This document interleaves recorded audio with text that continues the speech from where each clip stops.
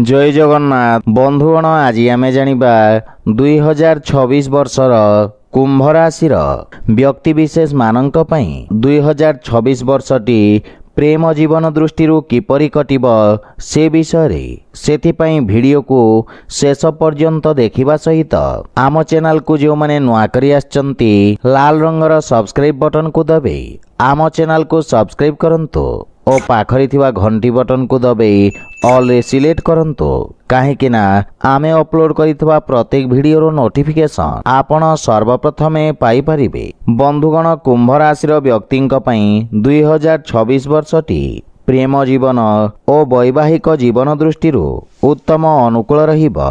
आपणक पंचम भावर स्वामी बुधंक गोचर पूरा वर्ष आपणको सकारात्मक परिणाम प्रदान करिबो एवं शुक्रंक स्थिति मध्य शुभ फल प्रदान करिब, किंतु राहुंक स्थिति आपणक जीवन साथी सहित परस्पर मध्यरे संदेहर स्थिति उत्पन्न करिब, जहा फल रे संपर्क रे फाट सृष्टि होई पारे।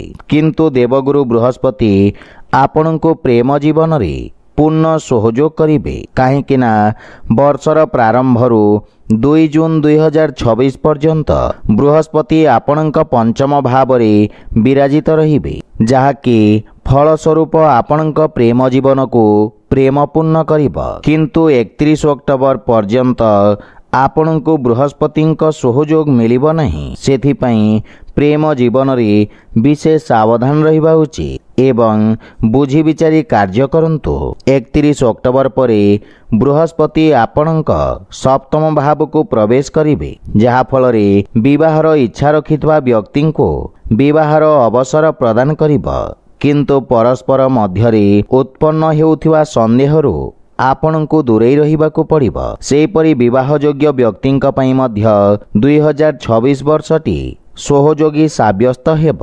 वर्षर प्रारंभ रे शुभ कार्यकारक ग्रह बृहस्पति आपणक पंचम भाव रे विराजित रहिबे, जहाँकि मांगलिक कार्य तथा विवाहर संकेत देउछि। किंतु 2 जून रु 31 अक्टोबर पर्यंतर समय प्रेम जीवन और दाम्पत्य जीवन पई दुर्बल रहिब, किंतु 31 अक्टोबर परे स्थिति पुनः सामान्य हेब एवं विवाह संबंधित कार्य पई उपयुक्त समय।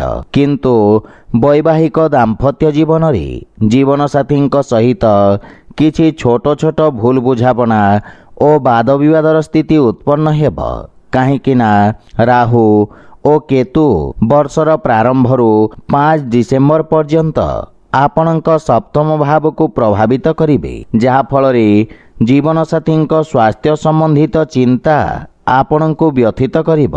सेथिमै सावधान रहिबा सहित जीवन साथी भावनार सम्मान करंतु। तो बंधुगण यह थिला 2026 वर्षर कुंभ राशि प्रेम जीवन विषय रे। जदि वीडियोटी आपण मानकु भल लागि थाए लाइक शेयर और कमेंट करी जणांतु एवं आम चैनल को सब्सक्राइब करंतु। जय जगन्नाथ।